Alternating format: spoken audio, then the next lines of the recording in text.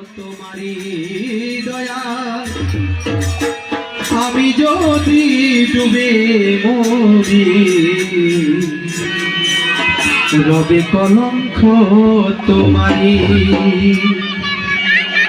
তোমার নামের দোহাই দিয়া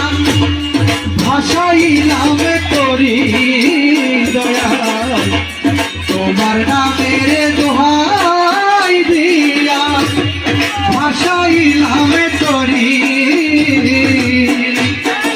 আমি যদি ডুবে মরি কলঙ্ক তোমারি দয়াল আমি যদি ডুবে মরি কলঙ্ক তোমারি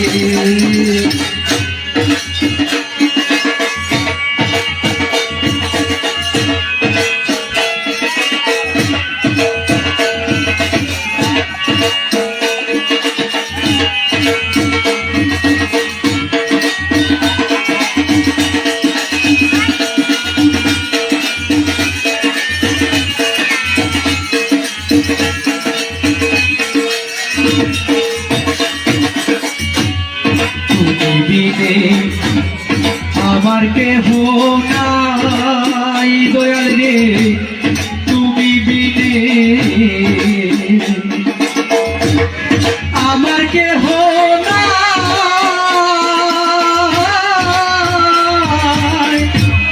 তুমি যদি দাও গো পেলে তার কাছে দাঁড়া তুমি বিনে আমার কেহ নাই তুমি বিনে আমার কেহ নাই তুমি যদি দাও গো পেলে তার কাছে দাঁড়াই আমি দিন ভিখারি নাহি মোর করি দয়া দিন ভিখারি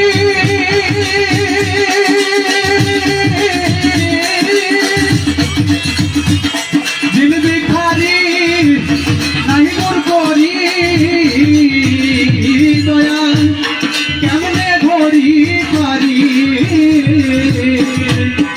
আমি যদি ডুবে মরি কলঙ্ক তোমারি দয়াল আমি যদি ডুবে মরি কলঙ্ক তোমারি হরি বল হরি বল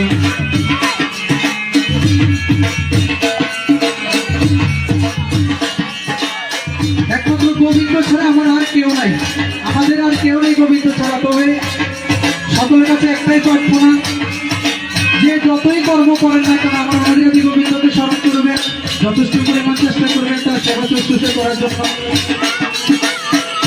আমার গোবিন্দ কিন্তু আমাদের কাছে বেশি কিছু চাই নাই গো বেশি কিছু চাই নাই বলতে আমরা কিভাবে বুঝবো গীতাতেই কিন্তু বলা আছে পত্রং পুষ্পং ফলন্ত প্রিয় মে ভক্ত প্রযচ্ছতি তদহং ভক্ত কৃতমস্মি পদচ্ছত্ব এর অর্থ হলো এই কোন শুদ্ধ ভক্ত নিষ্কাম ভাবে যদি আমাকে একটু গঙ্গার জল একটু ফুল একটু তুলসী পাতা দিয়েও আমাকে ভক্তি সহকারে অর্পণ করে আমি তার প্রীতি সহকারে গ্রহণ করি তো আমরা তো সবসময় চিন্তা করি কি আমার ওনাদের গোবিন্দকে আমার মনে হয় পরপলা দিয়ে না দিলে মনে নাই হবে কিন্তু না সেটাই আমাদের ভুল আর যদি তাও না থাকে আমাদের এই দেহের মধ্যে আমার ওনাদের গোবিন্দ দুটি নদী সৃষ্টি করে দিয়েছে যার নাম গঙ্গা আর একটি নাম হচ্ছে যমুনা যদি তা